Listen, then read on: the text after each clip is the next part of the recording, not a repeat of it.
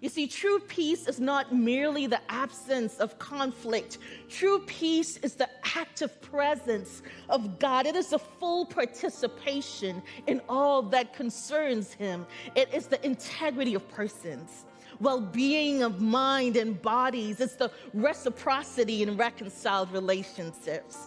It's the flourishing of communities. It is quality education. It is dignity and care for the marginalized in society. It is transparent and fair business practices, just laws and systems that provide safety, adequate housing, proper food, the things that the Israelites needed.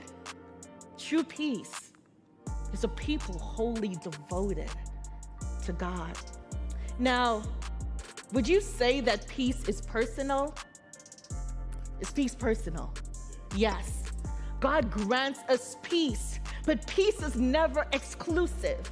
You see, true shalom affects every part of the human condition and seeks the holistic well-being of the individual. Would you say that peace is public?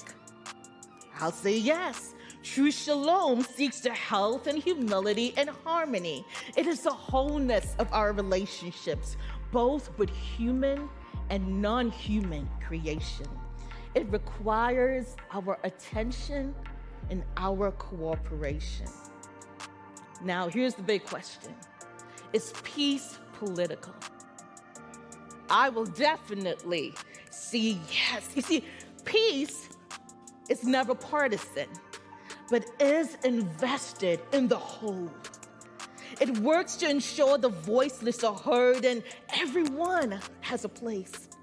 True shalom is a complex network of people and systems, nations and neighborhoods where true justice and equity are enacted to ensure everyone thrives.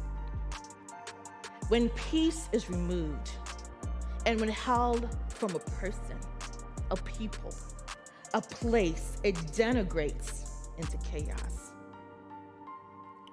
When people are no longer partners, when places are no longer provinces, and chaos is what we hear and what we see, we all then become property to control, to manipulate, and to conquer.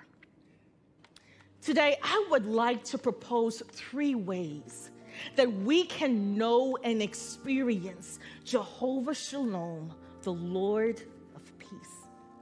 Now, I am going to admit that as much as I am preaching to you, I am preaching to myself.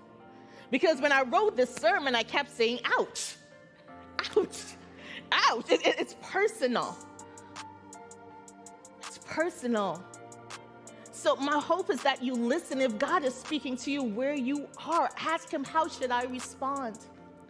One way that we can know and experience peace is to remember. You see, we often suffer from a short memory when calamity seems so intense. We often forget and lose sight of God's consistent presence and provision. It is imperative that we remember. You see, the people of Israel forgot their covenant and did evil according to their own desires. Their actions produced consequences that incited fear. And you know what fear does? Fear moves in, and fear falsifies the facts. You see, fear would lie to us and tell us that it is me against the world. It would say that chaos is our portion and fear is our home. It interjects and we forget that God is with us. We often need to be reminded of God's work and his words. You see, when the Israelites are oppressed and in hiding, God sends the prophet to remind them that this is what the Lord, the God of Israel, says. I brought you out. I rescued you. I delivered you. I drove your enemies out. I gave you the land. We are to remember. We are to remember God's commands for the people of Israel. It sounded like the Shema. Shema means to hear. and to heed. Hear, O Israel, the Lord our God, the Lord is one. Love the Lord your God with all your heart and with all your soul and with all your strength. These commandments I give to you today are to be on your hearts. Impress them upon your children. Talk about them when you sit at home and when you walk along the road, when you lie down and when you get up. Tie them as symbols on your hands and bind them to your foreheads. Write them on the door frames of your houses and on your gates. We are to remember God's promises.